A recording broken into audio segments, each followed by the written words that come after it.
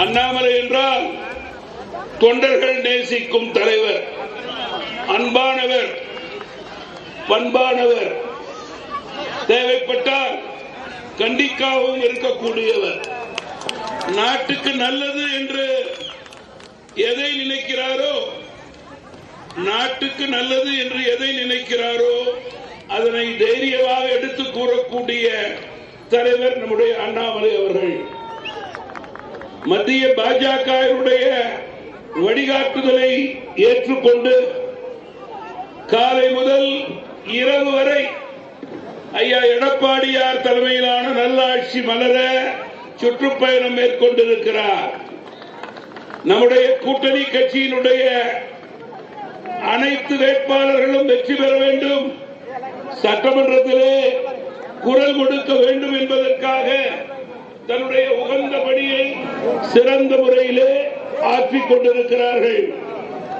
நண்பர்களே, வாக்காளர் பெருமக்களே, பெரியோர்களே, தாய்மார்களே, ஆட்சி மாற்றம் என்பது அவசியம், அவசரமும் கூட.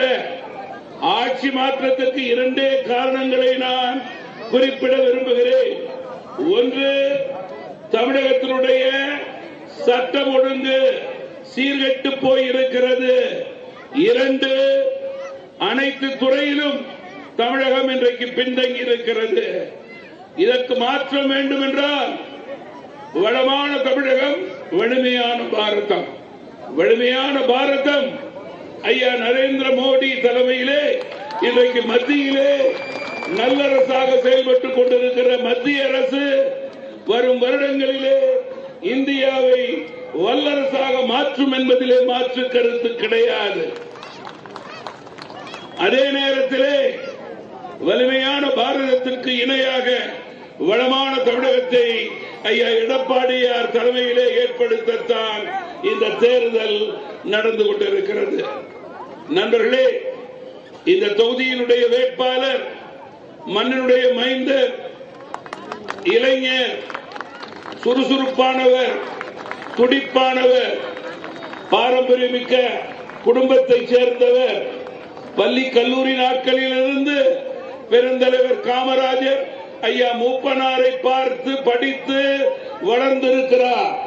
அதற்கு அடித்தளம் அவருடைய தாத்தா துரைசாமி கவுண்டர் அவர்கள். ஐயா துரைசாமி கவுண்டர் அவர்கள் ஐயா மூப்பனாரோடும் பெருந்தலைவர் காமராஜரோடும் அரசியல் பணியாற்றிய பெருமை கொண்டவர்.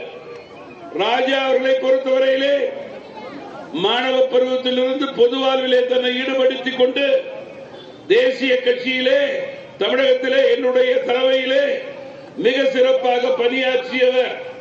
அதற்கு எடுத்துக்காட்டு தேசிய கட்சியிலே அன்று நடந்த இளைஞர் அணியினுடைய தமிழகத்தினுடைய தேசிய தேர்தலிலே 2 முறை வென்ற பெருமை நம்முடைய யுவராஜா அவர்களுக்கு உண்டு.